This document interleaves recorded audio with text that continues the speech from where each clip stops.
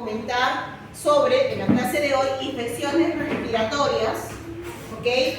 Y vamos a hablar de infecciones virales, un poco de infecciones bacterianas también, y mencionar algo de infecciones fúngicas, que están relacionados al aparato respiratorio. Entonces, a partir de ahora tenemos que saber cuáles son las características de los principales agentes etiológicos que están relacionados a ese tipo de infecciones. Y si estamos en ese tejido, saber la estructura de ese tejido en base a los mecanismos de defensa.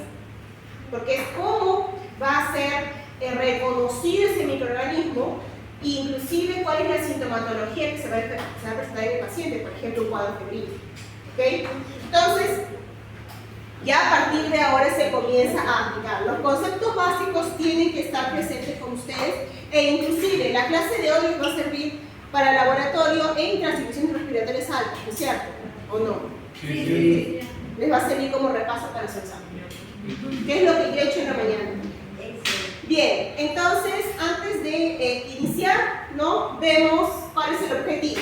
Las características, que ustedes expliquen las características generales de las infecciones respiratorias, originadas por virus, por hongos, y la próxima clase, o sea, después del examen, retomamos este tema porque vamos a continuar hablando de infecciones respiratorias, ya de bacterias, hongos, consolidando el tema como un todo. ¿Ok? Entonces, importante aquí, y este tema no es nuevo, lo hemos visto en la primera clase, ustedes también han expuesto un seminario sobre microbioma. ¿Ok? En este punto, para hablar de infecciones respiratorias, y también cuando hablemos de infecciones gastrointestinales, ¿ok? Infecciones en la piel, tejidos blandos, vamos a reconocer la importancia del microbioma. O sea, hay una microbiota que tiene una función en este tejido y que en algún momento, cuando hay una disbiosis, puede ser el posible agente causal. O sea, hay que tomar en cuenta la aportación, ¿no? A nivel de la microbiota en el sitio como posible agente causal. ¿Ok?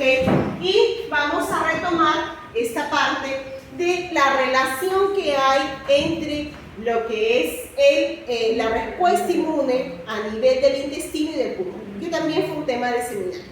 ¿Ok? Entonces, vamos a comentar un poco de todo eso en la clase de hoy. Estos son los temas, ¿no?, que vamos a desarrollar. Y para comenzar a hablar sobre el microbioma, ¿no?, hay que recordar, eso ya no es nuevo, que hay factores que van a estar influenciando el desarrollo de esta microbiota. ¿Okay? Aquí comentamos a nivel del aparato gastrointestinal porque estamos hablando también de una relación con el aparato respiratorio, porque hablamos de las vías de las mucosas. ¿Okay? Entonces, sabemos que hay factores que van a influenciar la composición de la microbiota desde el momento en que se nace, ¿no? Desde el momento del nacimiento ya hay factores que van a influenciar. El tipo de parto, ya sea parto natural, ¿okay? El primer contacto de la microbiota del recién nacido va a ser con la microbiota de la vagina de la mamá, ¿okay? O por cesárea, ¿no es cierto? Y el primer contacto de la microbiota de la piel de la mamá.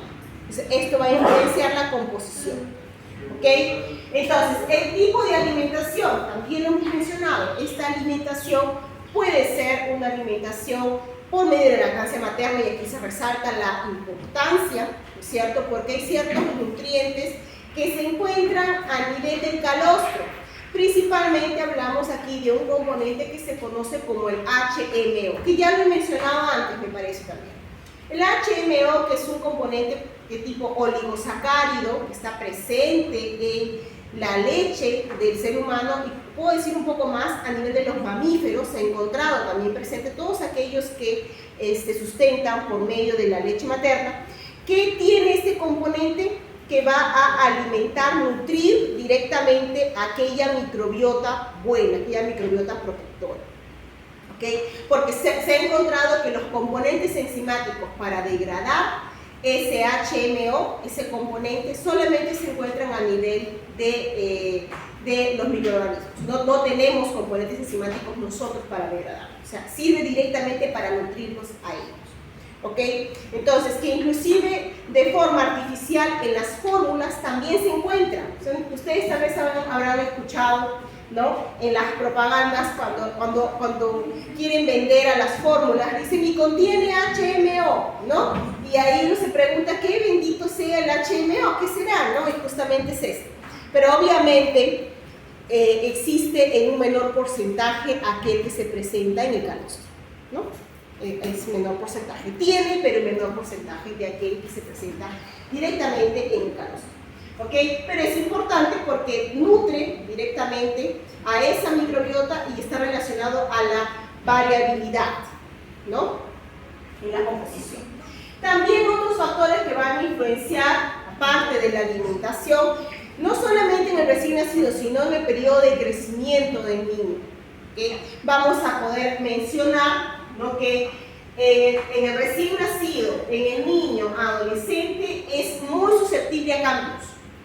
Aquellos cambios diversos de estos factores que van a estar influenciando, ¿okay? Pero una vez que se llega a adulto, me refiero al adulto joven, la microbiota que se tiene ya es más estable y es difícil de ser modificada, ¿okay? Entonces, hasta este punto, los factores van a influenciar, pero cuando ya se es adulto, ya es estable. ¿Okay? Entonces, ¿qué es lo que se tiene? Cuando se es niño se tienen bacterias como las bifidobacterias, los lactobacilos, ¿no? Cuando ya se es adulto, justamente se tiene ese grupo de bacterias que pertenecen a los lactobacilos, a los firmicutes, actinobacterias, bacteroidetes, ¿okay?, que son protectores. Y después, cuando ya se va el adulto mayor, existe esa variedad, pero el problema es que va disminuyendo la cantidad, ¿ok? Y el problema es que esto se refleja en el posible aumento de otros microorganismos que también forman parte de la microbiota que pueden comenzar a proliferar, como es el caso del Clostridium que había mencionado en clases anteriores, ¿no? Entonces el Clostridium comienza a proliferar y lamentablemente quien lo mantenía controlado eran sus amiguitos que estaban juntos, ¿no? Pero estos al disminuir, el Clostridium prolifera, produce toxinas, estas exotoxinas, porque es un bacilo gram positivo, y esto genera alteraciones, principalmente a nivel del intestino grueso. Está relacionado los cuadros de colitis, ¿no? Colitis pseudomembranosa, que lamentablemente, si no es tratada a tiempo, puede llevar a la muerte de pacientes. Básicamente son cuadros de diarrea, ¿no?, constantes. Entonces, en un grupo de riesgo, como los adultos mayores, ¿no?, puede llevar a la muerte. ¿Okay? Porque también hay alta resistencia a antibióticos y el Clostridium forma esporas. Entonces, aquí recordamos conceptos como estos factores de virulencia, la formación de esporas de esta bacteria, ¿no?, que en centros geriátricos puede estar relacionado a un aumento en la incidencia de casos, ¿no? Entonces, varios factores que van a influenciar la alimentación, el uso de antibióticos, ¿ok? Se ha visto casos de que durante el crecimiento, que es más influenciable, justamente aquí, de niños que padecen varios tipos de infecciones y que son sometidos a diversos tratamientos por antibióticos, terminan perjudicando el desarrollo de su microbiota. Y cuando estos niños crecen y son adultos, desarrollan, ¿no?, tienen problemas para poder controlar las infecciones, principalmente por la alteración en su microbiota protectora. ¿Ok? Entonces, tomar en cuenta estos factores. Entonces, si hablamos de la microbiota protectora a nivel del aparato respiratorio, hay que tomar en cuenta, ¿no?, que, por ejemplo, hay varios a nivel de la estructura del aparato respiratorio. A nivel de la cavidad nasal, ¿qué puedo tener como microbiota? Por ejemplo, tengo Staphylococcus, ¿no? Recordemos que el Corynebacterium, Propionobacterium, justamente porque si hablamos de la cavidad nasal, tiene un contacto muy cercano a lo que es el epitelio. Y en la piel prevalecen los grupos de Staphylococcus, prevalecen los grupos de Corynebacterium, prevalecen los grupos como Propionobacterium, ¿no? Una de las especies de Propionobacterium acne, que está relacionado al acné justamente, porque se acumula a nivel de las glándulas sebáceas. Entonces tenemos estas especies, ¿no? También tenemos a nuestra amiga la Moraxella catarrhalis, por ejemplo. Todo esto ya lo han visto en laboratorio, estoy asociando a lo que es el contexto de microbiota, ¿ok? Y también están nuestros amigos Streptococcus, ¿ok? Dentro de ellos sabemos que a nivel de la nasofaringe, ¿quién está como microbiota que prevalece? ¿Qué estreptococo? En el nivel de la nasofaringe, neumonial.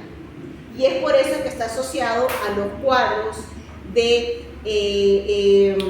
rinosinusitis aguda de tipo bacteriano y también los cuadros de otitis media. Por eso mismo, porque está como microbiota en esa región, a nivel de la nasofaringe. ¿Ok? Entonces, y aquí está, Moraxella catarrhalis también está relacionado con cuadros de rinosinusitis agudas de tipo bacteriano, que no son comunes, porque lo normal es, en la mayoría de los casos, 90% de los casos, de etiología viral, pero hay un factorcito que por ahí puede predisponer una infección por bacterias, ¿no? Que vamos a ir viendo más adelante. ¿Qué más? A nivel de la nasofaringe, de nuevo, moraxelas, estafilococos, Corynebacterium, hemófilos influenza y estreptococos. Y aquí recordamos, ¿no?, que las semanas anteriores también hemos visto en vacunas la importancia de las vacunas, por ejemplo, contra estreptococo pneumoniae, contra hemófilos influenza serotipo B, porque están relacionados a patologías respiratorias. ¿Ok? Entonces, justamente porque, miren aquí, forma parte de la microbiota. ¿Ok? Puede ser un agente causal de una infección. Tenemos más adelante a nivel de la orofaringe también, ¿no? Estreptococos, ¿no? En la tráquea, en los pulmones, también estreptococos. Entonces, recordar que la microbiota, cuando hay una disbiosis, puede estar relacionado a una posible infección. Entonces, yo tengo aquí, justamente, ¿no?, mi microbiota que puede generar infección, puede ser por una microaspiración, ¿no?, una microaspiración de la microbiota de la nasofaringe, de la microbiota de la orofaringe, ¿ok? Puede ser un patógeno externo, ¿ok?, directamente, que está a nivel de las mucosas también. Por ejemplo, si hablamos de la microbiota, si tenemos un pacientito que ha pasado por que ha sido intubado o que ha pasado por una traqueotomía, la microbiota ha sido dispersa de la mucosa. Entonces, se puede originar, puede ser una fuente de infección más adelante. ¿Ok? Entonces, tenemos aquí qué factores predisponen al crecimiento. La temperatura, la oxigenación, ¿ok? Que haya, por ejemplo, nutrientes disponibles, ¿no es cierto? Recordemos que la microbiota compite con aquellos patógenos externos.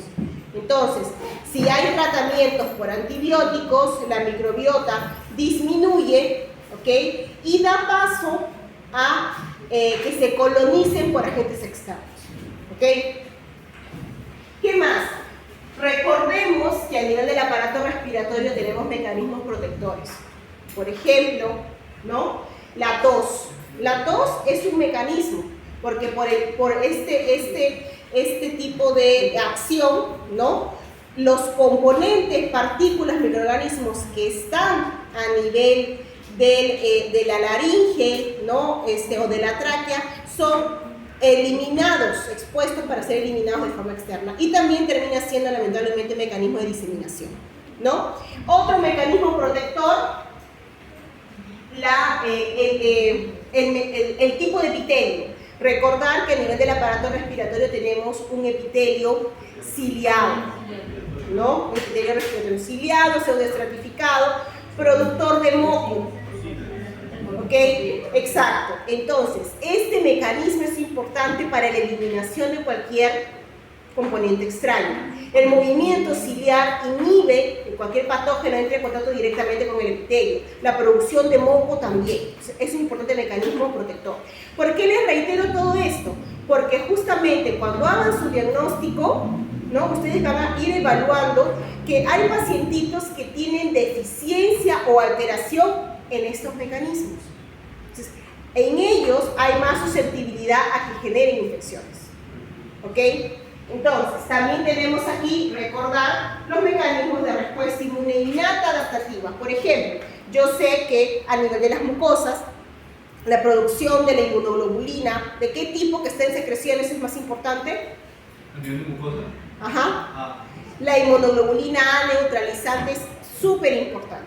Pero hay pacientitos que lamentablemente tienen inmunodeficiencia humoral. Entonces, estos pacientitos pueden generar mayor predisposición a infecciones.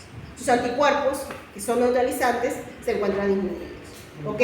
O también tomar en cuenta, por ejemplo, si hablo de un patógeno, hay microorganismos que producen componentes enzimáticos, como las proteasas para la inmunoglobulina A, que destruyen la inmunoglobulina A que se produce. Es un importante factor de virulencia, un importante mecanismo de escape. ¿Qué bacterias hacen esto? Miren, el neumococo, el citococo pneumoniae, uno de sus factores de virulencia es la producción de esta proteasa para inmunoglobulina A. Y esto le ayuda a sobrevivir, ¿no?, frente a la presencia de esta inmunoglobulina, porque la destruye, la degrada. ¿Qué otra bacteria hace esto? El Haemophilus influenza también tiene proteasa por inmunoglobulina A. ¿Qué otra bacteria? Neisseria meningitidis también. Entonces, eso las hace más virulentas, porque consiguen escaparse del sistema inmune produciendo estos componentes que destruyen la inmunoglobulina. ¿Ok? Ahora, eso tomamos en cuenta, ¿no? Tenemos que saber qué nos protege y cómo esto puede alterarse en determinados casos y por qué se origina la infección.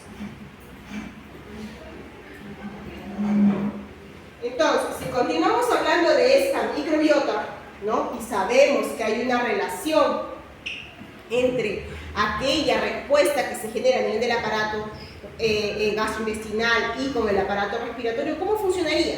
Sabemos que la respuesta, ¿no?, una respuesta homeostática o una respuesta de tipo inflamatoria, es la suma de varios componentes, que pueden ser componentes externos, componentes de, por ejemplo, consumo de alimentos, ¿ok?, que terminan generando ciertos metabolitos. ¿Cómo funcionaría? Creo que está un poquito pequeño, voy a agrandarlo.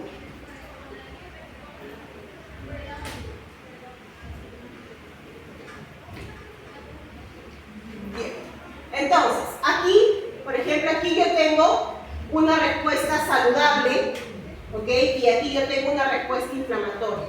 ¿Por qué es importante resaltar esto? ¿Ok? Porque si yo tengo una respuesta saludable que resulta en una respuesta de homeostasis, sabemos por qué es importante la homeostasis, ¿no? La homeostasis es lo contrario al proceso inflamatorio. Yo tengo el balance de la respuesta.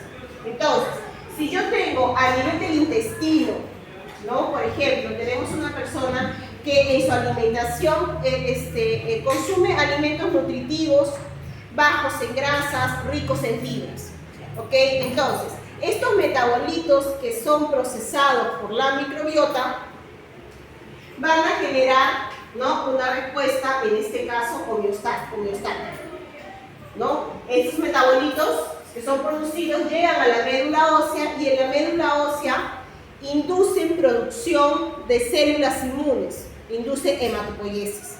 En este caso, la médula ósea recibe estas señales y entiende que está todo en tolerancia. Entonces, genera células inmunes con perfil de tolerancia, antiinflamatorias. ¿Qué quiere decir? Yo tengo macrófagos, por ejemplo, de tipo M2, yo tengo dendríticas tolerogénicas que van a interactuar con células T reguladoras, ¿okay? Yo tengo células linfoides innatas, a partir de aquí comenzamos a mencionar las células linfoides innatas, ¿okay?, que son células, su nombre lo dice, funcionan en la respuesta inmune innata, pero su nombre también lo dice, células linfoides, o sea, su progenitor es de tipo linfoide, ¿ok?, como las natural killer, como células B, como células T, ¿ok?, pero funcionan a nivel innato. Entonces, estas células linfoides innatas también con perfil de tolerancia que sería tipo 3, ¿ok? Entonces, ¿qué sucede aquí? Yo tengo esta respuesta equivalente por envío de señales a nivel del intestino, a nivel de los pulmones, y si se diera el caso que este pacientito que está en este cuadro aquí tiene una infección respiratoria, el microorganismo está entrando, un patógeno externo, en estas condiciones de respuesta, el sistema inmune conseguiría reconocer de una forma eficiente ese agente infeccioso y eliminarlo. ¿Okay? El problema es si yo tengo un perfil inflamatorio ya como base en el tejido, se dificultaría el reconocimiento y la eliminación del patógeno y se prolongaría un proceso inflamatorio. ¿Okay?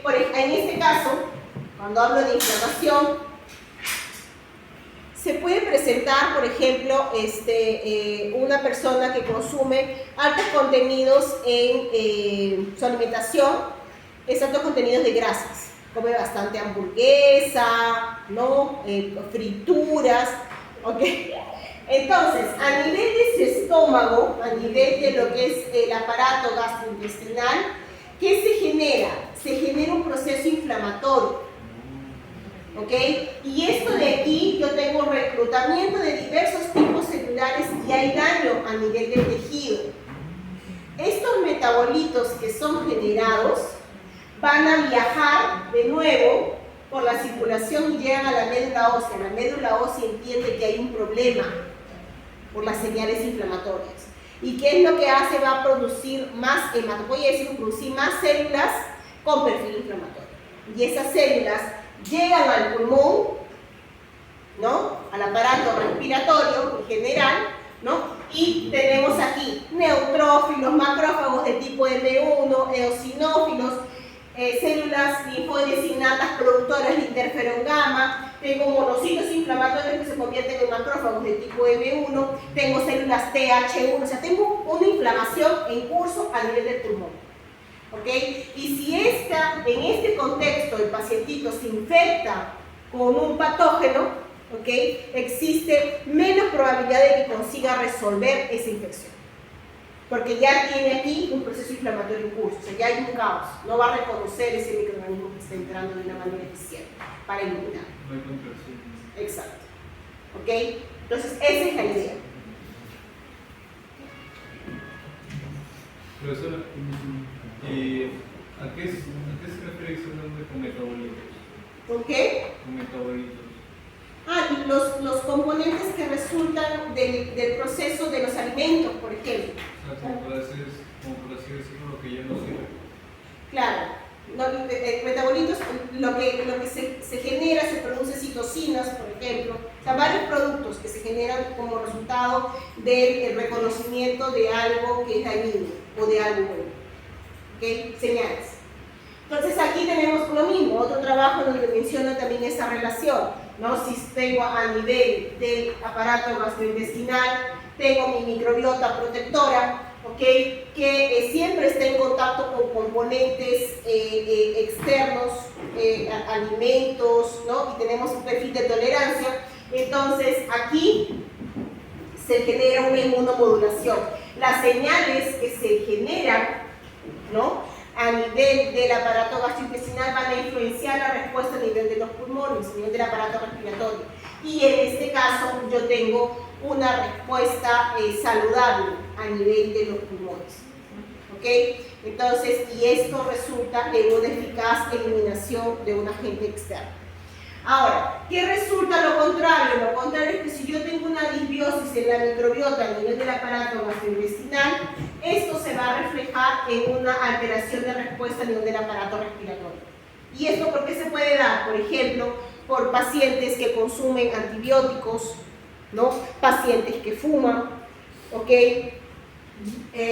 Pacientes que están en el curso de una infección y aquí se da una respuesta alterada, eficiente.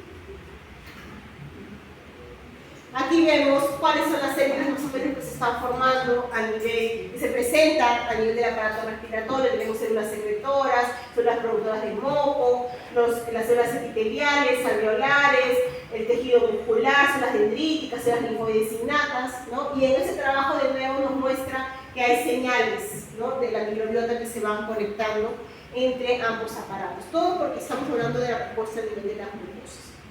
¿Okay? Entonces, antes de entrar a hablar sobre los agentes infecciosos y cómo van a ser reconocidos, vamos a ver estos videos aquí para que vean cómo es la estructura de la respuesta que se da a nivel de los pulmones, ¿ok? Y después lo vamos comentando.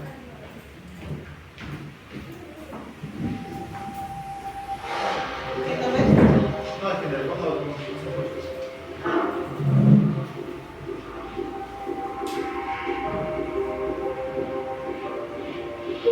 Estos links están en su PPTs en la parte de atrás.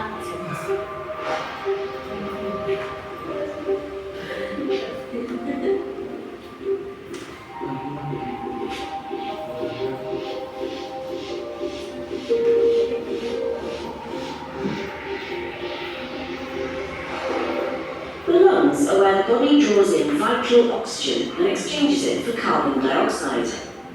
But every breath we take is accompanied by potentially harmful microbes, as well as particulates which can damage delicate lung tissue. To counter these threats, the lungs are enriched in immune cells that repulse invaders and repair injury. But this potent arsenal comes at a heavy cost. Overreactions or inappropriate responses result in diseases such as asthma. The lungs are spongy organs composed of increasingly finer tubules. First comes the trachea and the bronchi. These are then divided into the bronchioles, which are wrapped in a muscular sheath. At the ends of the bronchioles are microscopic air-filled sacs called alveoli. In the case of asthma, most of the harmful immunological events occur within the bronchi and bronchioles. The bronchial wall is made up of an epithelium covered in tiny hair-like structures called cilia, an interstitium, and muscle cells. Goblet cells scattered along the epithelium discharge a thin layer of mucus into the bronchiole lumen. The mucus is continually swept back up through the lungs by the action of the cilia. This system is known as the mucus escalator and is important for removing inhaled particles trapped within the mucus. Embedded throughout the bronchiole wall are immune cells such as dendritic cells which sample antigens from the lumen, mast cells which are packed with granules, tiny packages rich in histamine, and innate lymphoid cells, or ILCs. Individuals with asthma need to have been previously sensitized to a specific environmental antigen. The most common is found in the feces of house dust mites. But symptoms can also be worsened by respiratory virus infections, smoke, or pollutants. When inhaled antigens contact the epithelium, they trigger the release of two chemicals, IL-25 and TSLP, which stimulate nearby dendritic cells and innate lymphoid cells, those ILCs. The dendritic cells leave the epithelium for the lymph nodes, where they activate T cells and initiate an adaptive immune response. Antigen can also pass through the epithelium, especially in conjunction with damaging particles such as those found within tobacco smoke or diesel fumes. Some of this antigen can reach the mast cells housed in smooth muscle tissue. The mast cells of asthmatic individuals are unusual. They have more of an immune molecule called IgE stuck to their surface. The attached IgE then binds the relevant antigen, in this case from house dust mites, in a highly specific manner. When an antigen gets bound to two IgE molecules, it signals the mast cell to degranulate and spill out the contents of the granules. The granules' innards then exert their effects on surrounding cells and tissues. In asthma, the granule contents cause smooth muscle contraction and mucosal edema, leading to narrowing of the bronchioles. Many anti-allergy drugs target this key process of degranulation. ¿Qué hipersensibilidad estamos viendo aquí? Tipo 1. Están viendo aquí a las células, ¿no? Los mastocitos. Back to those T cells in the lymph nodes. Once activated, T cells enter the interstitium and team up with ILCs to escalate the asthmatic response. They secrete chemical signals that recruit other immune cells, most critical of these being eosinophils. These cells play central roles in almost all allergic diseases. Eosinophils squeeze through the epithelium into the lumen and begin releasing their own inflammatory signals, including IL-5, IL-13, and platelet activating factor. Together, these act on goblet cells, causing them to ramp up production of mucus in a process known as goblet hyperplasia. By now, the victim is in the midst of an asthma attack. As the attack proceeds, more and more eosinophils are recruited into the lumen, and the mucus layer progressively thickens. The collective effects of smooth muscle contraction and mucus overproduction restrict airflow and result in the classic symptoms of asthma, including difficulty breathing, coughing, and wheezing. Multiple attacks can, over time, lead to fibrosis and permanent injury of the lung.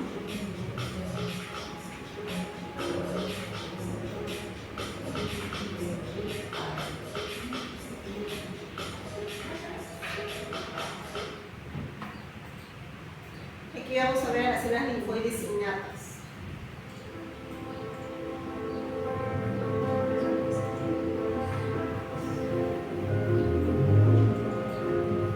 Our bodies are in constant contact with environmental factors.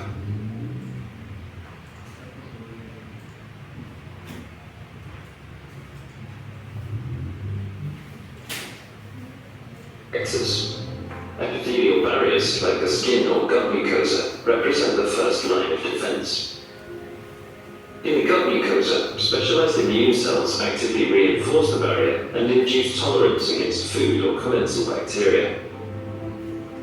Among these immune cells, a recently discovered type of lymphocytes called innate lymphoid cells, or ILCs, orchestrate immune responses and maintain tissue homeostasis. Unlike the T and B lymphocytes, ILCs do not express adaptive antigen recognition receptors. As such, their activation and expansion is not driven by antigen, but rather by cytokine signals from the tissue. ILCs come in three types: ILC1, ILC2, and ILC3. ILC3s interact with dendritic cells to maintain the epithelial barrier. Dendritic cells, which are specialized in the presentation of antigen, acquire antigen from the gut microbiota and secrete interleukin-23. IL-23 stimulates the ILC3s to make IL-22, which then activates the epithelium to secrete antimicrobial peptides, or AMPs, that kill bacteria directly. IL-22 also enhances IL-23 production in dendritic cells. This dialogue between dendritic cells and ILC3s maintains the barrier against pathogenic or commensal bacteria. ILC3s also interact with macrophages to establish tolerance towards the commensal microbiota. Antigen from gut bacteria induces the inflammatory cytokine IL-1 beta in macrophages, which in turn triggers the secretion of GM-CSF in ILC3s. GM-CSF signals back to macrophages to induce retinoic acid, which promotes the differentiation of regulatory T cells. Regulatory T cells are essential in maintaining tolerance towards the commensal microbiota.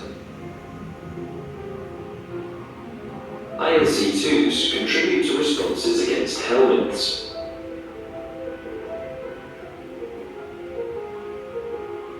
These parasitic worms release enzymes that digest the mucous barrier and cause massive cell death. Epithelial cells sense the danger signals released by the dying cells and produce alarmins. In response to the alarmin IL-25, ILC2s make mediators that induce mucus production from goblet cells. Send activated dendritic cells to the lymph node where they can prime T-cell effectors, recruit eosinophils and mast cells, and induce muscle contraction.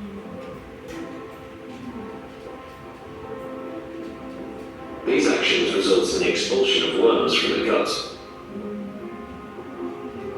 In response to IL-33, ILC2s also make amphiregulin, which induces tissue repair following worm clearance.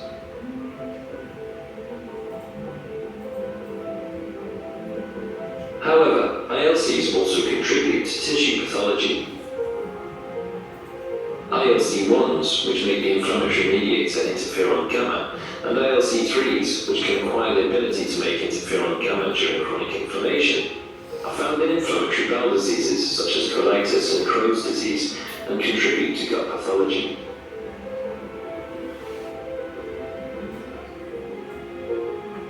As such, ILCs participate in various aspects of immunity, from maintenance of the epithelial barrier and tolerance against commensals, to immune responses against parasites and pathology associated with chronic inflammation.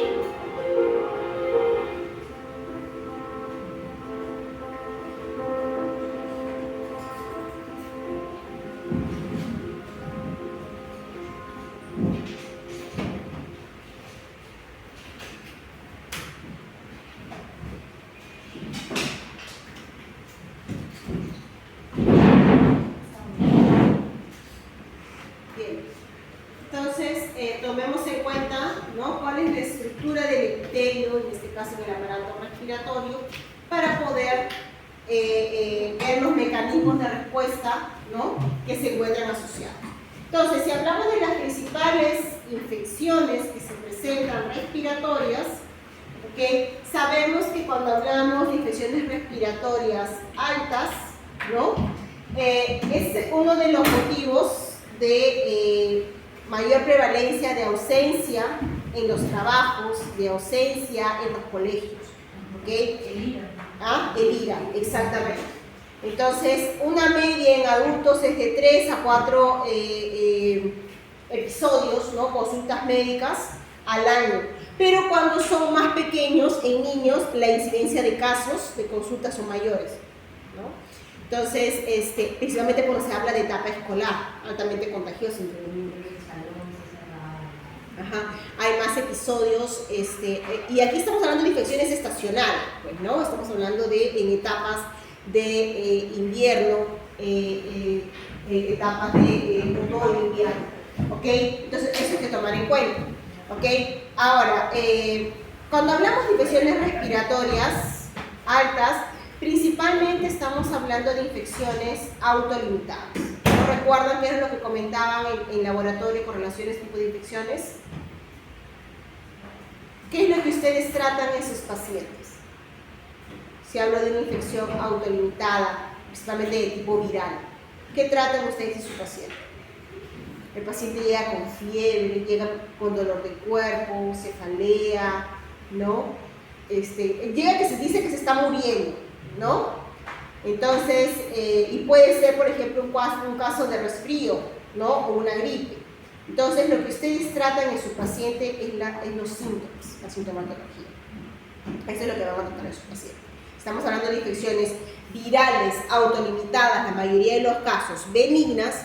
Entonces, aquí significa que en 3 a 5 días se resuelve el problema. Ese sistema inmunológico consigue resolver el problema.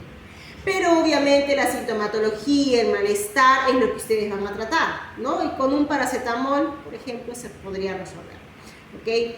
El paciente puede decir, me muero, pero no se está muriendo, ¿no? De un frío, ¿ok? Ahora, tenemos aquí, no, sí, porque algunos cuando llegan con dolor de cuerpo, ¿no? Bueno, si trata con fiebre, bueno, puede ser descomposición, ¿no? Pero piden hasta descanso médico también. Entonces, otra característica, por ejemplo, tenemos los cuadros de neumonía, ¿no? La principal causa de muerte en niños y niñas menores de 5 años en el país, y aquí también tenemos que resaltar el caso de tuberculosis pulmonar. Lamentablemente en nuestro país hablamos un país endémico para tuberculosis pulmonar, y lo que no es motivo de orgullo, que el 25% de los casos de la región de las Américas, ¿no?, y comparte el primer lugar con Haití en tuberculosis multidrogoresistentes, principalmente, ¿no?, por multidrogoresistentes y extremadamente resistentes en los tratamientos.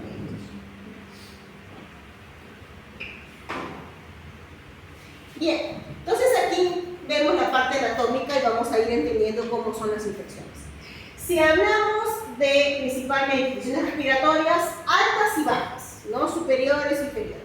Entonces, en las superiores, ¿qué tenemos? A nivel de las vías nasales, ¿no?, tenemos infecciones, por ejemplo, los cuadros de resfríos comunes, ¿no? Aquí, de tipo viral, ¿no? Tenemos más de 200 subtipos de virus: rinovirus, adenovirus, coronavirus, virus de influenza, parainfluenza, ¿ok? Aquí el diagnóstico es clínico, ¿no?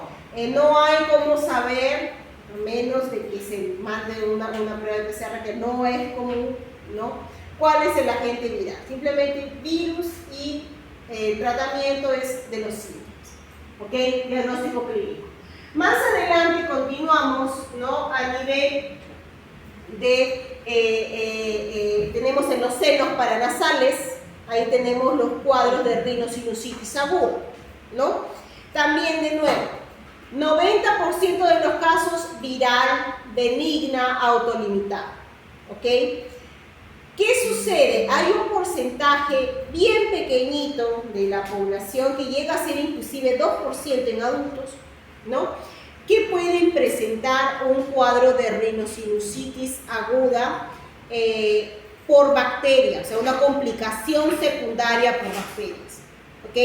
Hay algunos factores que predisponen a un cuadro bacteriano secundario y esto puede ser que el pacientito de repente presenta un cuadro de rinosinusitis alérgica, o sea, él ya tiene un cuadro de alergia previo, ¿ok? Entonces, en este caso puede presentar una infección bacteriana secundaria también. El pacientito de repente presenta una obstrucción a nivel de los senos paranasales, ¿ok? O puede presentar un quiste, ¿ok? O el pacientito, ustedes observan y presenta un cuadro de inmunodeficiencia humoral, o sea, tiene problemas para producción de anticuerpos como la inmunoglobulina A. Entonces, en estos casos, ¿ok? Puede haber una infección bacteriana secundaria. ¿Cuál es el agente que prevalece en cuadros de rinosinusitis aguda bacteriana? Es el Streptococcus pneumoniae, el famoso neumococo. ¿Por qué? Porque hay una aportación en la población a nivel de la nasofaringe de Streptococcus pneumoniae, ¿ok? Por eso es que puede predisponerse a una infección bacteriana, ¿ok? Aquí también vamos bajando y vamos a nivel de la faringe. En la faringe se acordarán los cuadros de faringoamigdalitis aguda, ¿no es cierto? ¿Quiénes lo ocasionan? ¿Bacterias o virus? Faringoamigdalitis aguda. Esa es la pregunta del $1.000.000. Puede ser bacteriano y puede ser viral. ¿Ok? Cuadros de faringoamigdalitis aguda, en la mayoría de los casos son virus, hasta el 80% de los casos. Pero también se puede presentar un cuadro de faringoamigdalitis aguda de tipo bacteriano, ¿ok? Y aquí es donde existe el mayor problema para el diagnóstico. Muchas veces las infecciones virales terminan siendo mal diagnosticadas como si fuese de bacterias y terminan prescribiendo, ¿no? Hasta el 73% de los casos como bacterias. ¿Y qué es lo que le da el médico? Antibióticos. ¿Ok? Entonces, ¿cómo se ayuda para el diagnóstico diferencial? A ver, pregunta de laboratorio. Para diferenciar un cuadro de faringoamigdalitis de tipo viral a otro de tipo bacteriano. ¿Cómo se ayudan para evitar ese diagnóstico equivocado? ¿Ah? Es parte clínica. Observar, Hay unos criterios, son los criterios de Centro. Son 5 puntos.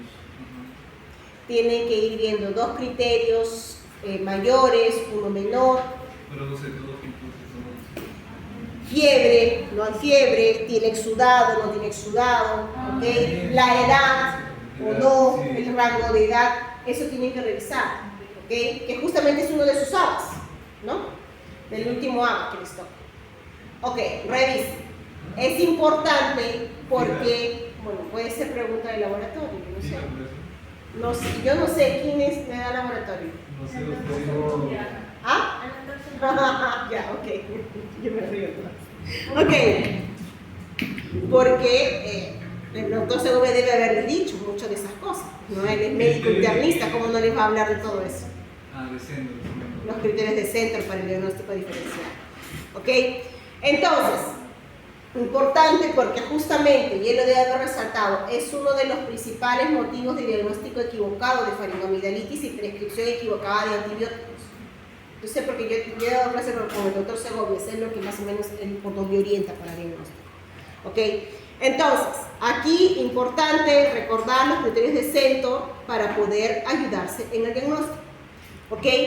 Entonces, aquí vemos cuadros de faringoamigdalitis aguda. Y un detalle importante, si estamos hablando, porque les mencioné, ¿no? La principal causa es viral, pero cuando es bacteriana, ¿quién es el agente más probable? Bacteriana.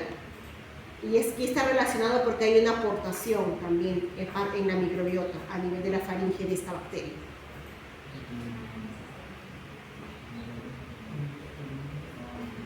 ¿No han visto su ABA de esta semana? ¿No han revisado? ¿Todavía no lo han hecho? Bueno, ¿qué microorganismos diagnostican con ASTO? Hipersensibilidad de tipo 2,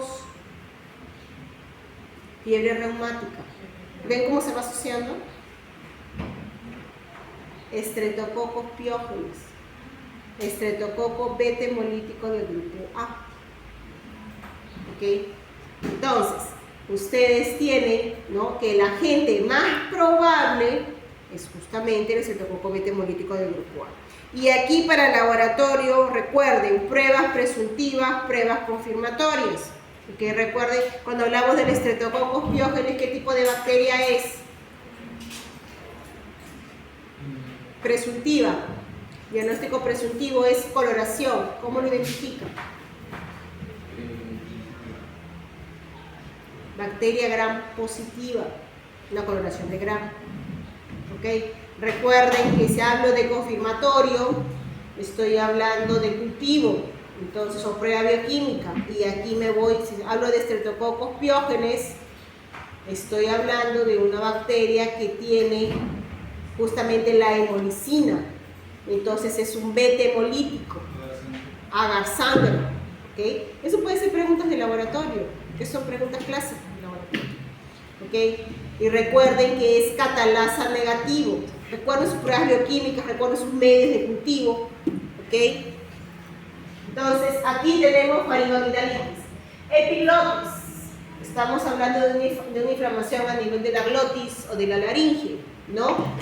Justamente, aquí hablamos que el principal agente causal, en este caso de los cuadros de epiglotitis aguda, es una bacteria y es el estreptococo, no, disculpen, es el Haemophilus influenza serotipo B, del cual la semana pasada hablaron de vacunas.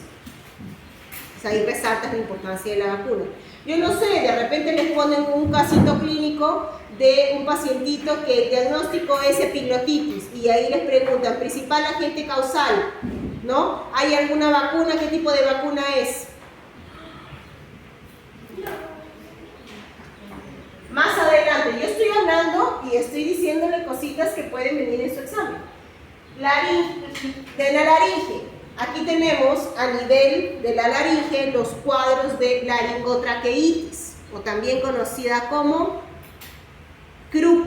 No han revisado nada para su examen de viernes, ¿no? Viernes o sábado, ¿no? Si ya hubieran estudiado, estarían respondiendo lo que yo les he dicho. Es el Krupp, la enfermedad del Krupp, pero lamentablemente no están aprovechando el repaso que estoy haciendo, porque estoy haciéndoles un repaso para su examen del sábado. Entonces, estoy hablando de laringotraqueitis o Krupp. Aquí, el principal agente causal es un virus. En el caso del Krupp, recuerden, y lo deben haber visto en laboratorio, una de las características es inflamación de cuerdas vocales. Y aquí yo tengo un chillido inspiratorio, ¿no? ¿Ok? Y otro es la tos perruna, que es característico. Esto es en lactantes, 2 meses a 3 años, que presentan ese tipo de patología. ¿Ok? Recuerden que si el niñito no consigue respirar, se le llega a hacer una traqueotomía. Es una de las principales causas de emergencia pediátrica. de hospitalización, ¿no? Hasta el 15% de los casos. ¿Ok? Entonces, aquí, en el caso del croup, agente causal es un virus. Para influenza de tipo 1, casi el 90% de los casos, para influenza de tipo 2 o virus de influenza. ¿Ok? Aquí no hay bacteria, es virus. Es diferencia. Epiglotitis es bacteria. Hemófilos influenza serotipo B. Por eso es que hay y eso se da en niños de 3 años a 6 años. ¿Okay? Por eso es que se les da la vacuna del Haemophilus influenza serotipo B, que es el que más prevalece. ¿Qué tipo de vacuna es? La han expuesto la semana pasada y también lo hablamos en la clase de vacunas. Si yo hablo de vacuna serotipo B, ¿cuál es la vacuna que está en el esquema de vacunación? Puede ser pregunta de su examen también el día sábado, porque también han hablado de eso en laboratorio, las vacunas. Y está en el esquema, en ese cuadrito que dice tipos de vacunas, bacterias, vivos atenuados, inactivados, fragmentos, toxoides. Allí está. Es una pregunta que está en ese cuadro. Revísenlo. Es la vacuna de tipo polisacárido conjugado, Haemophilus influenza. ¿Para qué sirve? Para evitar los cuadros de epiglotitis aguda. ¿Por qué? Porque hay una aportación, o sea, hay una microbiota. El Haemophilus influenza está como microbiota a nivel de la faringe, ¿okay? Y está en el primer cuadrito que les mostré. Entonces, para prevenir ese tipo de inflamación aguda en los niños, se les da la vacuna, ¿okay? Cuadros de neumonía también. Bien. Eso está también en sus diapositivas de laboratorio. Entonces, aquí podemos ver cuáles son los principales microorganismos que están asociados a diferentes patologías. Veo cuadros de rhinosinusitis, solamente de tipo viral, en mi cuadro, virus respiratorio sincitial, cuadros de faringitis, ¿no? Viral o bacteriano, laringitis, traqueitis, bronquitis, bronquiolitis y los cuadros de neumonía. Entonces, si hablo de un resfrío común, de nuevo, el diagnóstico es clínico, ¿ok? Básicamente vean aquí más de 200 subtipos de virus. Rinovirus, adenovirus, ¿no? Virus de influenza, parainfluenza, rhinosinusitis aguda, de nuevo, lo vuelvo a mencionar, 90% de los casos, 80-90% de los casos de tipo viral, ¿ok? Ahora, ¿quiénes son los virus que generan cuadros de rhinosinusitis agudas virales?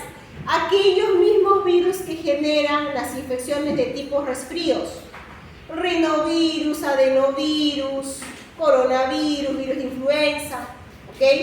Ahora, ¿cuándo es de tipo bacteriano? Es un pequeño porcentaje de la población. De nuevo, porque hay un factor que predispone en el pacientito, un paciente con obstrucción a nivel de los senos paranasales, un paciente con un quiste, un paciente que consume cocaína también. Al consumir cocaína altera el epitelio, entonces favorece una infección bacteriana secundaria. Un pacientito que tiene inmunodeficiencia humoral también, ¿ok? Entonces, ¿y cuál es el agente causal más prevalente cuando es de tipo bacteriana? Streptococcus pneumoniae, ¿ok? Pero es solamente ese, no. Puede ser Moraxella catarrhalis, recuerden todos aquellos que están formando parte de la microbiota. Moraxella catarrhalis, Streptococcus pyogenes, puede ser Staphylococcus aureus, ¿ok? Entonces, pero el que prevalece, en la mayoría de los casos, 35% de los casos, Streptococcus pneumoniae, ¿ok? ¿Por qué? Porque está formando parte de la microbiota de la nasofaringe, en más o menos el 30% de la población, ¿ok? Entonces, pero recuerden que hay factores que predisponen, y eso lo han visto en laboratorio también. Ahora, ¿qué más? Si hablo de infecciones por Streptococcus pneumoniae, y estoy hablando primero de rhinosinusitis aguda, no puedo dejar de lado los cuadros de otitis media. Y aquí recordarán que se les ha mencionado en laboratorio que son estas patologías más frecuentes en niños. ¿Ok? ¿Cuál es la característica? Hay criterios para diagnóstico también. Entonces, pero ¿cuáles son los signos y síntomas más evidentes?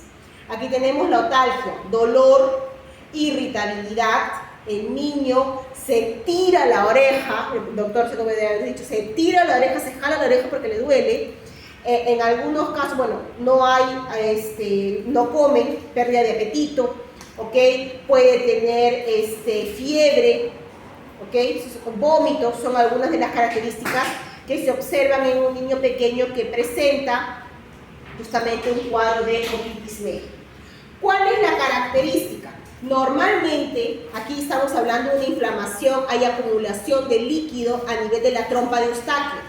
¿Por qué es más frecuente en niños? Porque los niños tienen la trompa de Eustaquio, hablando anatómicamente, más corta, más estrecha. ¿Ok? Entonces, hay acumulación de líquido y se genera una presión negativa a nivel de la membrana timpánica. ¿Ok? Entonces, vemos aquí, normalmente, la membrana timpánica es de tipo nacarada, transparente. ¿Okay? En el examen que se le realiza se ve transparente, pero cuando tenemos un cuadro de otitis medias está abombada, y al estar abombada se visualiza inclusive la parte de la acumulación de líquido. ¿Ok? Entonces aquí es lo característico de un cuadro de otitis. ¿Cuál es el tipo de tratamiento? También les debe haber mencionado el doctor. Si hablamos de un cuadro de otitis media, se prescribe tratamiento con antibióticos, porque el principal agente causal es Streptococcus pneumoniae, pero también puede ser otras bacterias, ¿ok? Pero el principal es Streptococcus pneumoniae, ¿ok? Ahora, si el tratamiento no funciona, ¿cuál es el procedimiento? El procedimiento se hace una timpanocentesis, se realiza tiene que ser drenado ese líquido, pero no lo realiza cualquier médico, lo realiza el médico especialista, porque le hace una pequeña punción en la membrana para que salga el líquido. De lo contrario, si no se disminuye esa presión a nivel de la membrana timpánica se desgarra. Y al haber desgarro de membrana timpánica hay una complicación en este pacientito, este niño, más adelante en su vida, va a tener cuadros de otitis crónica. El problema es que, si ven aquí, el doctor Segovia debe haber mencionado esto, de hecho, estamos aquí en la conexión. Hay un desgarre de la membrana timpánica, es una de las primeras líneas de defensa que tenemos a nivel del oído. Entre el oído externo y el oído medio, la membrana timpánica es importante. Si se desgarra, cualquier agente extraño puede penetrar por el oído, ¿ok?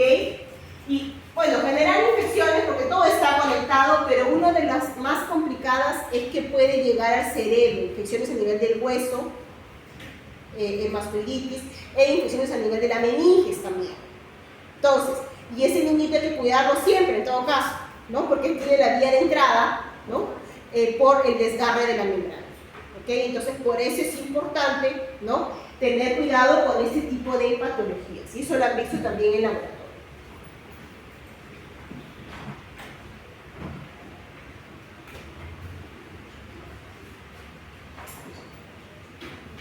Aquí, chicos, bueno, cuando vemos en el caso de las faringoamigdalitis, mencionamos, puede ser viral, puede ser bacteriana. Esa es la pregunta del $1.000.000. ¿Ok? ¿Cómo diferencio criterios de centros para evitar un diagnóstico equivocado? Básicamente, cuando tú tienes una presencia de un cuadro de inflamación a nivel de la amígdala, ¿no? Cuando se presenta exudado purulento, cuando presentas placas blanquecinas, ¿ok? Aquí estás hablando de presencia más del lado de bacterias, ¿no? Cuando tienes una infección viral se presenta como una inflamación, pero es algo seco, no hay exudado, ¿ok? Entonces es una gran diferencia entre una y otra, ¿ok? Entonces, justamente aquí, ¿quién es el agente prevalente? Streptococcus pyogenes, beta hemolítico de grupo A. ¿Por qué? Porque a nivel de la faringe está presente como microbiota, entonces puede generar una infección. Y aquí están las placas blanquecinas, el exudado. ¿Okay? Vean, cuando es viral, hasta el 80% de los casos está aquí.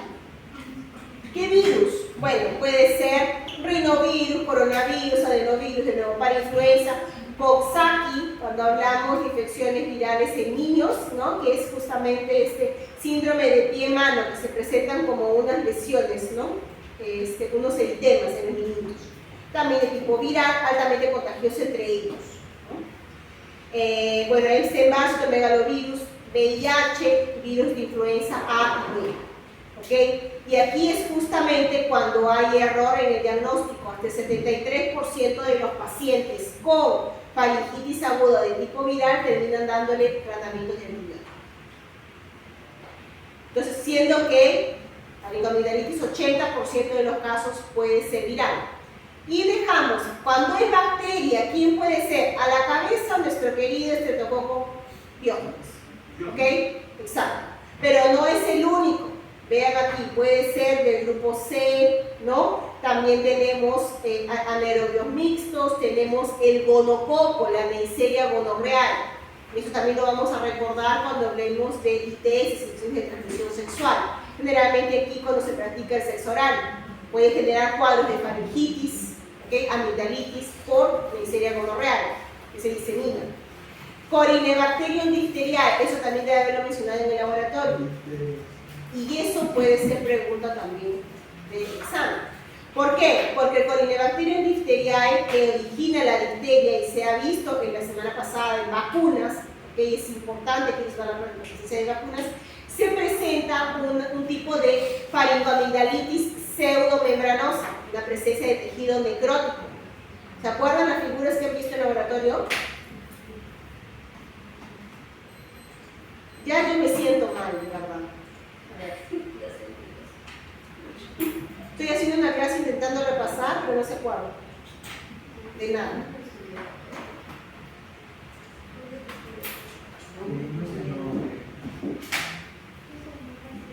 Ay, ay, ay. Vamos a ver dónde está. Entre eso y las moscas, que no me tocan. No estaban, es cierto. Que se limpian y ya.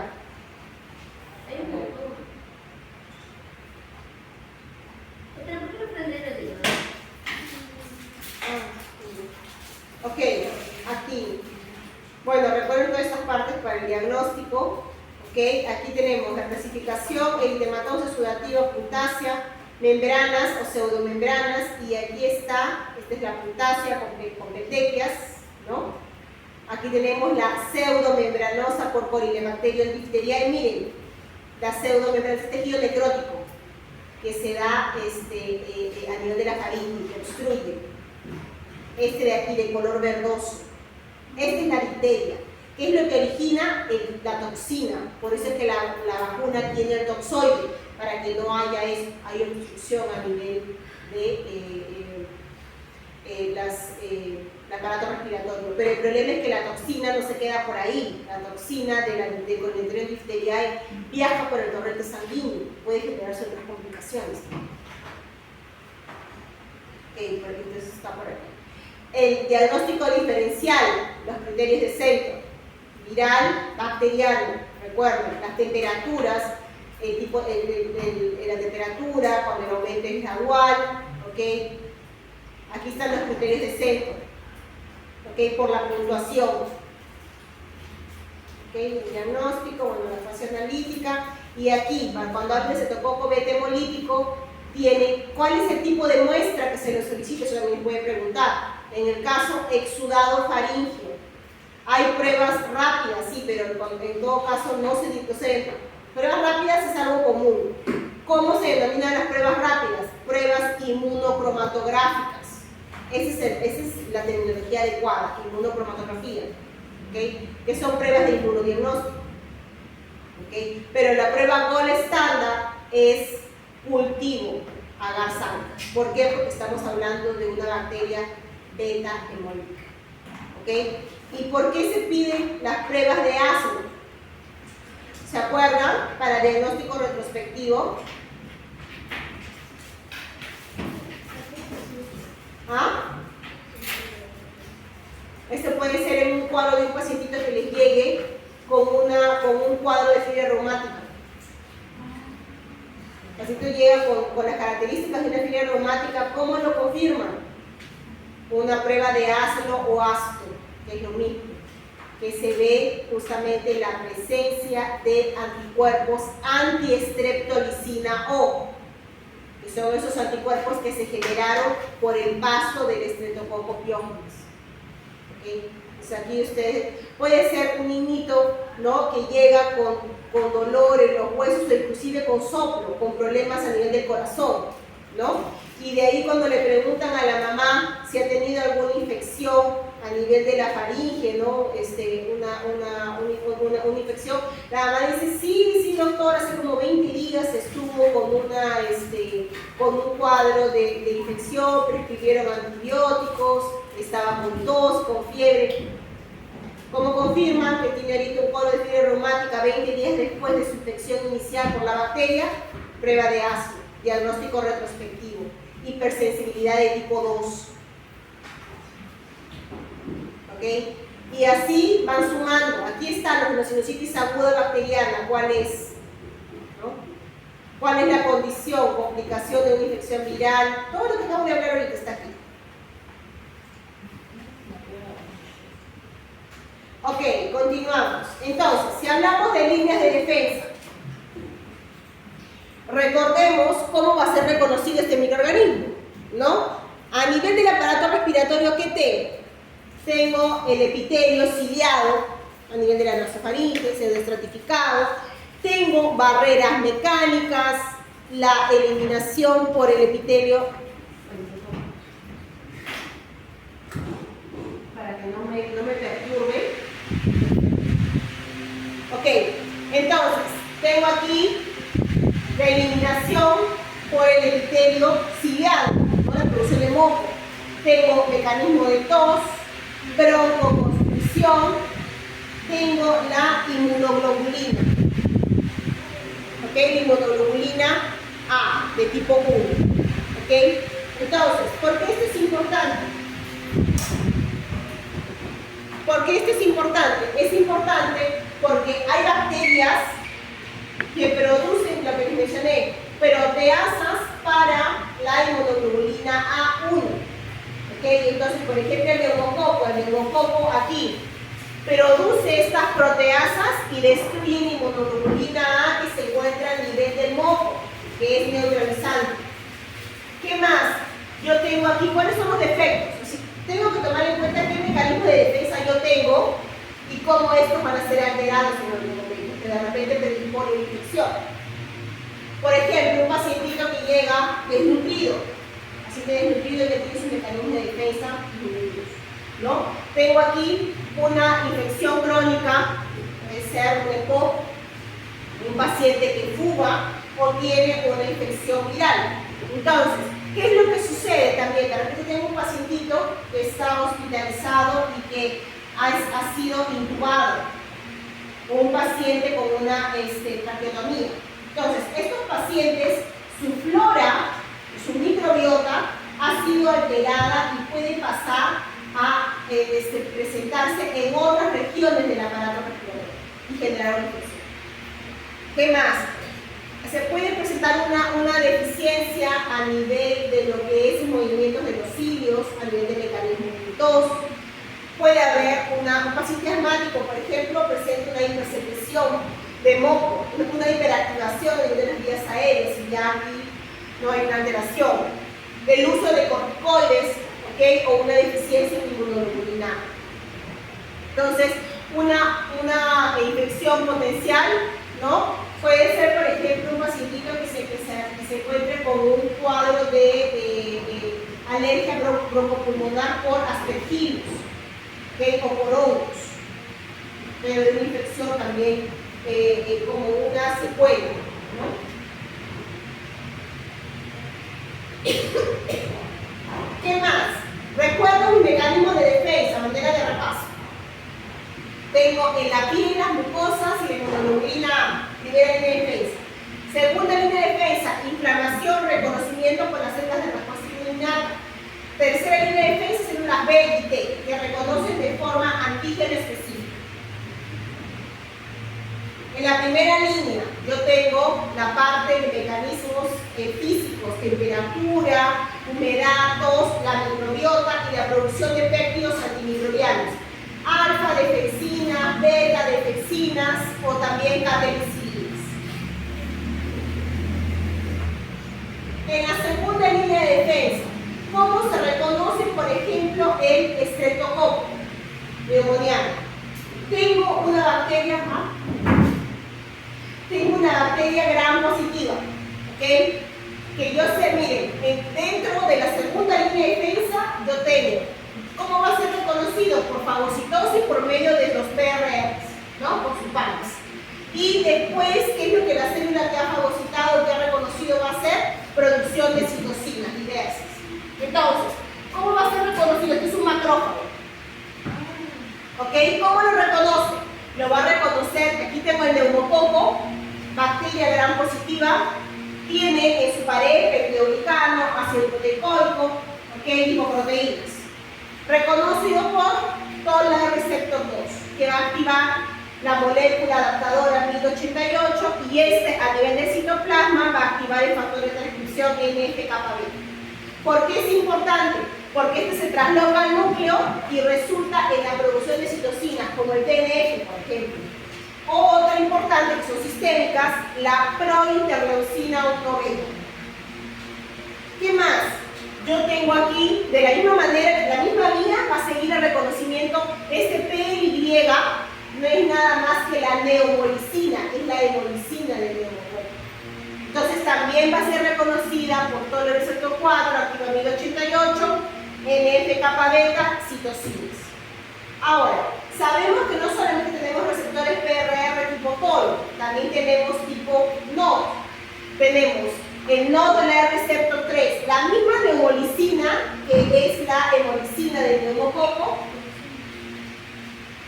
va a ser reconocida por el NALPI3, el NLRP3, y esto va a activar inflammasomes, justamente. ASCII, procaspasa 1, caspasa 1, y aquí la caspasa 1 se activa y va a clivar a la prointerleucina 1-beta.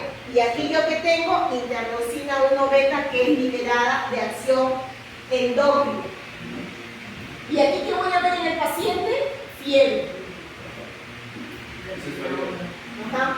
Entonces, ¿qué más? El DNA del neumococo, porque va a ser degradado, ¿no es cierto? Entonces, su DNA va a activar otro NOD-like receptor, el AIM2, que también de nuevo, ASCII, procaspasa 1, caspasa 1. ¿Qué más? A nivel del endosoma, sabemos que hay toll-like receptor que reconoce material genético, ¿cierto? RNA, DNA, justamente. Del neumococo, su DNA va a activar toll-like receptor 9. Y de nuevo, activa 1088, NF-κB, citocinas. Y por ahí va. Todo eso en la innata. Aquí todavía no llegué a la adaptativa. ¿Ok? ¿Reconoció por qué? Por PRR, los panes. ¿Qué reconoció? ¿Qué receptores? TOL-NOD. Esa es la aplicación de lo que hemos estado viendo. ¿Qué más? Aquí. Entonces, ¿cómo se traduce todo esto? Fiebre en el paciente, proteínas de fase aguda, activación de complemento, degranulación de mastocitos en proceso inflamatorio, ¿ok? Aumento de fagocitosis. ¿Por qué? Porque tengo activación de complemento, fragmentos, que va opsonizando. Recuerden los mecanismos que están asociados. ¿Qué más? Al mismo tiempo, procesos en serie, inflamación, eventos a nivel de las vénulas postcapilares, fagocitosis. Tengo destrucción de microorganismos. ¿Por qué mecanismos? Estallido respiratorio de las células como los macrófagos, netosis de los neutrófilos. Y al final tengo reparación, porque todo aquello que tiene que ser reparado, ¿no? Tercera línea de defensa, presentación de antígeno. Entonces tengo que la formación de la sinapsis inmunológica. tengo aquí una conexión entre una célula, este es CD8 y esta es la APC. Tengo primera señal, segunda señal y otras moléculas. ¿No? La citosina. Recuerden cuántas señales activa una célula tiene. Entonces, después de esto, ¿qué tengo? Activación de linfocitos T, activación de linfocitos B, producción de inmunoglobulinas, activación de complemento, vía clásica, degranulación de mastocitos. ¿Qué más? Yo tengo aquí inflamación, ¿no?, de todas estas células.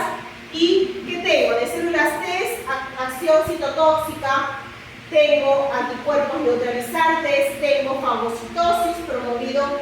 Recuerden que yo promuevo fagocitosis no solamente por fragmentos de complemento que son oxalizantes, sino también por el anticuerpo, que también es oxalizante. ¿Ok? Seguido respiratorio, complemento. Aquí yo tengo justamente la activación del macrófago, estallido respiratorio. ¿Qué es lo que hace el macrófago? El macrófago se activa cuando hay interferón gamma. Se activa por sus receptores interferón gamma y él va a producir especies intermediarias de oxígeno como óxido nítrico y también produce citocinas como el TNF y la interleucina 1. Va a producir y termina, ¿no?, aumentando el reconocimiento. ¿Qué más? Yo tengo aquí, ¿no?, ¿cuáles son los agentes infecciosos más frecuentes? Yo veo que estreptococo, Neisseria, los que hemos mencionado antes. Ahora, menos del 10% de las personas pueden presentar estreptococcus, neumonía y Neisseria meningitidis. Cuando hay tratamientos por antibióticos, pseudomonas, E. coli, cándida. Pero también hay de forma latente. Y aquí yo tengo a nivel del pulmón, Pneumocystis filovechi o Mycobacterium tuberculosis. ¿Okay? Y el de los nódulos linfáticos, citomegalovirus, por ejemplo. Si hablo de infecciones respiratorias bajas, ¿no?, aquí recordamos lo que acabo de mencionar, el CRUP. Aquí tenemos un medito de 2 meses hasta 3 años. Hay inflamación a nivel de las cuerdas vocales, obstrucción. ¿Okay? Comienza como una infección respiratoria alta, un cuadro de rinorrea, ¿okay?, de coriza, tos, fiebre. Pero ¿qué pasa? Comienza a haber esta complicación de inflamación de las cuerdas vocales y aquí se observa la tos perruda y el chillido inspiratorio. El niño no consigue respirar, recuerden, ¿no?, esa obstrucción. ¿Okay? Entonces, ese es el CRUP. El CRUP o la ricotracheitis es una patología causada por virus. Para influenza de tipo 1, en la mayoría de los casos, 90% de los casos me parece, y después tengo para influenza de tipo 2 y virus de influenza. ¿Qué más? Voy bajando. Cuadros de bronquitis aguda, de inflamación a nivel del árbol bronquial. Aquí se puede dar también por bacterias o por virus. Inclusive, algún factor que predispone una inflamación a nivel de los bronquios es el paciente que fuma y los pacientitos que tienen reflujo gástrico. Eso puede generar un proceso de inflamación. ¿Okay? Ahora, los cuadros de bronquiolitis más frecuente aquí en lactantes, en niños pequeños, menores de 2 años. ¿Por quién? Virus respiratorio sincitial, que puede originar también cuadros de neumonía por este virus. ¿Okay? Que en realidad, cuando se habla de la presencia de virus respiratorio sincitial, tiene una gran importancia. No tiene mucha incidencia en cuadros de neumonía, pero tiene importancia porque afecta principalmente al grupo etario de los niños. ¿Okay? Entonces, más común, cuadros de neumonía. Cuando hablamos de cuadros de neumonía, puede ser de tipo en la comunidad, neumonía en la comunidad, que son los que se atienden de forma ambulatoria, pero también pueden ser los cuadros de neumonía intrahospitalaria, que se dan dentro del ambiente hospitalario, y que se observa mayor resistencia a antibióticos. ¿Okay? Entonces, si hablamos de los cuadros de neumonía en la comunidad, yo lo puedo ver como un cuadro de neumonía típica o neumonía atípica. ¿Cuál es la diferencia? Las características, los signos clínicos y también el agente causal.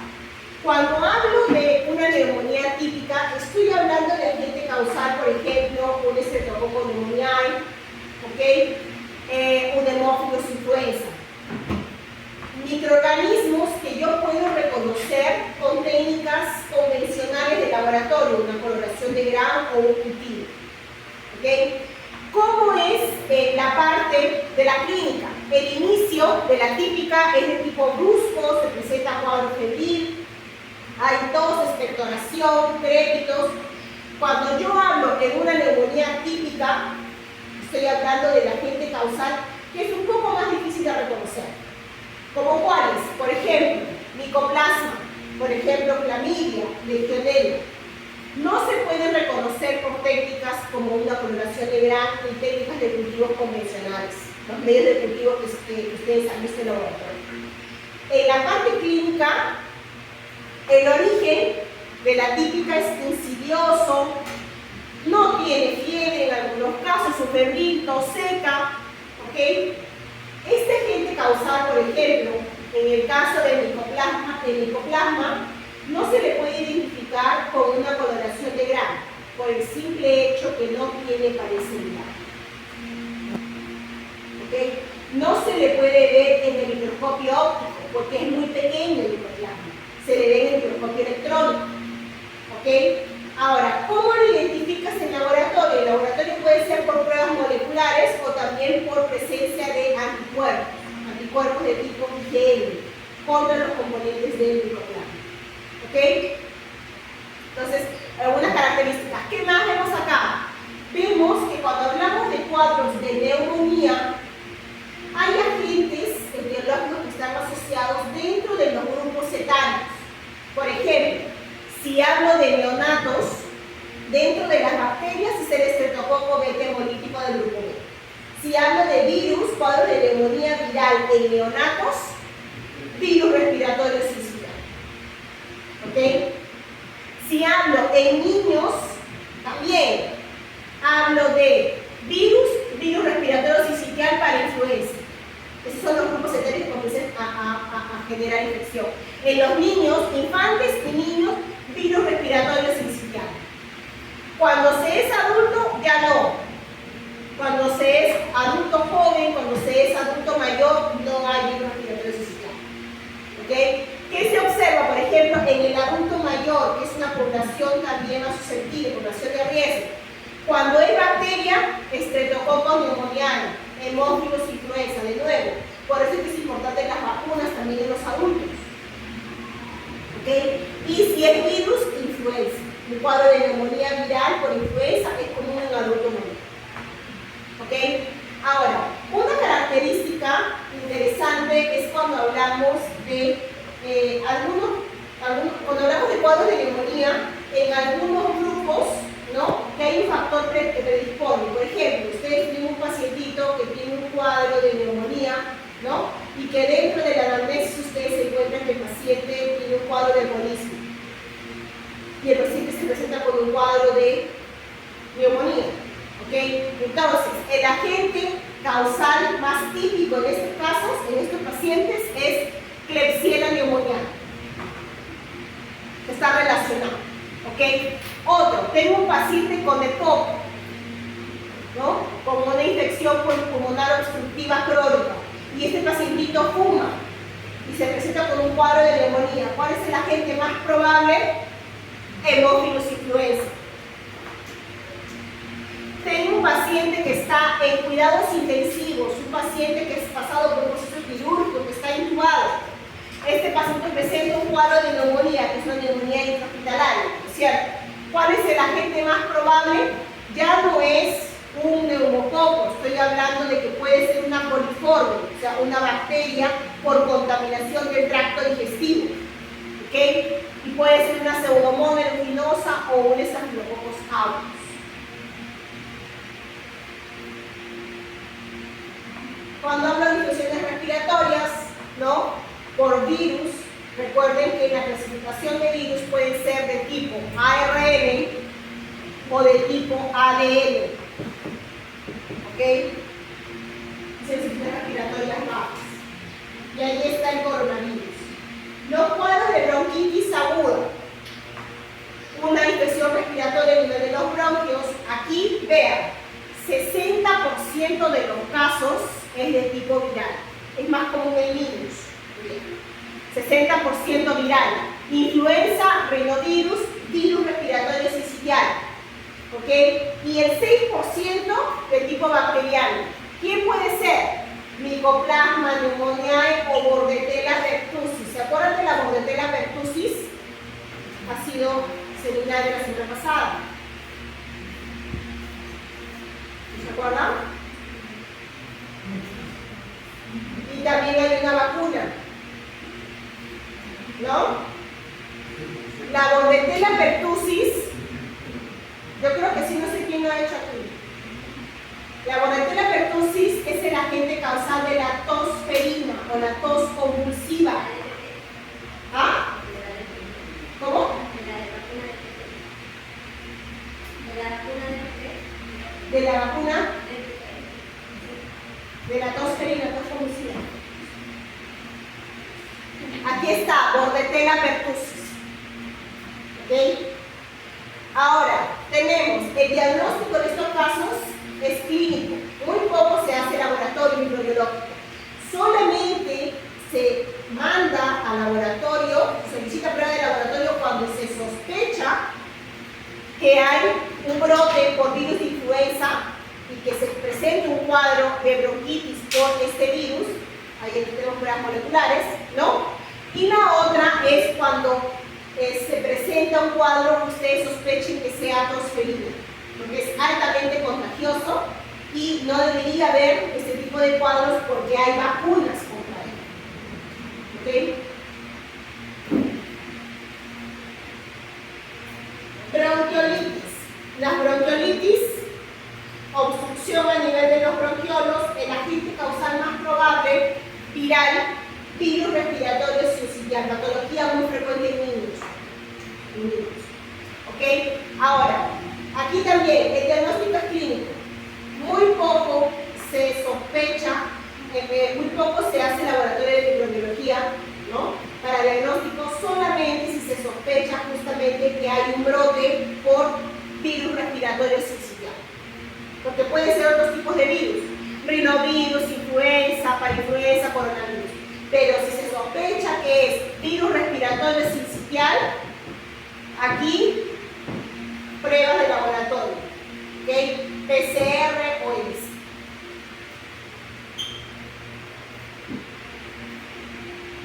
Entonces, si hablamos de infecciones respiratorias, ¿ok? Aquí tenemos el cuadro resumen de las bronquitis agudas. Tenemos virus influenza, adenovirus, mycoplasma, bacteria, rinovirus, coronavirus. Y si hablamos de bronquiolitis, el que prevalece es el virus respiratorio sincitial. Y aquí es una figurita, esta es micrografía electrónica, del Mycoplasma pneumoniae que les mencioné. No, es tan pequeño que no se ve por el microscopio óptico y no se identifica por coloración de Gram porque simplemente no tiene pared celular. Entonces, si no tiene pared celular, no hay cómo hacer la coloración. ¿Ok? Entonces, el diagnóstico del Mycoplasma